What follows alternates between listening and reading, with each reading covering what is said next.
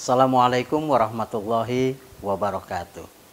Berjumpa lagi dengan saya Mucle yang selalu hadir untuk Anda membawakan cerita-cerita jenaka, menghibur namun memberikan inspirasi yang luar biasa. Kali ini saya akan bercerita mengenai seorang raja, Harun ar-Rasyid, di mana di hari itu rasanya dia ingin sekali merasakan apa yang rakyat sedang rasakan. Dia ingin berpakaian sama seperti rakyat yang lain, sederhana dan apa adanya, agar dia bisa lebih leluasa. Maka Harun ar-Rasyid ini mulai masuk ke kampung-kampung. Rakyat yang lain pun tidak tahu kalau dia sebetulnya seorang raja. Di sebuah kerumunan di salah satu kampung, ada seorang ulama sedang memberikan ceramah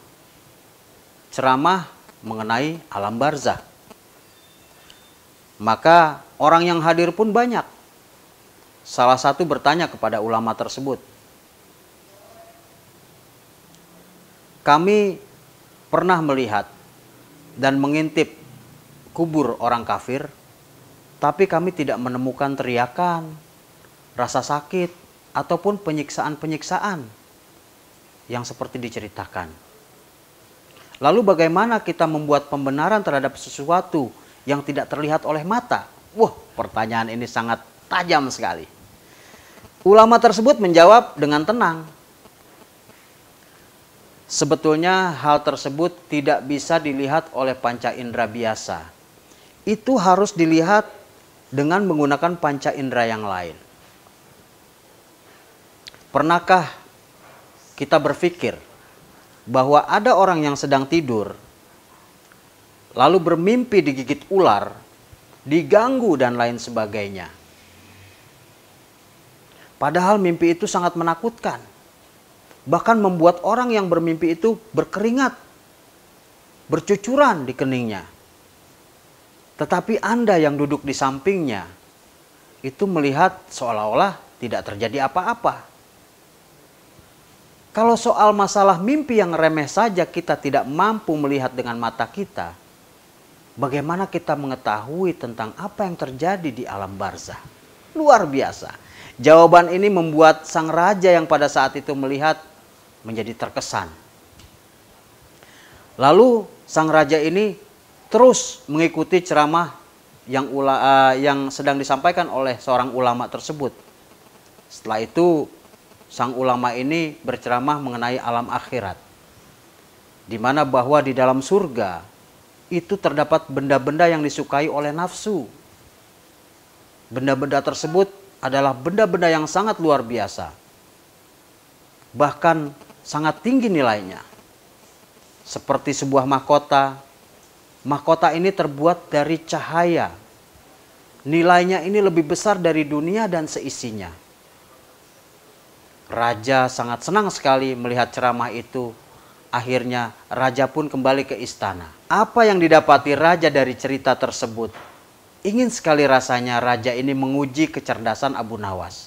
Maka Abu Nawas dipanggillah ke istana. Raja bilang kepada Abu Nawas, "Hei Abu Nawas, sanggupkah kamu pergi ke surga dan mengambilkan untuk saya mahkota dari surga?" "Sanggup," kata Abu Nawas. Wah, Abu Nawas ini kan spontan, nyablak, tapi benar dan yakin. "Sanggup Baginda. Hamba akan ambilkan mahkota dari surga.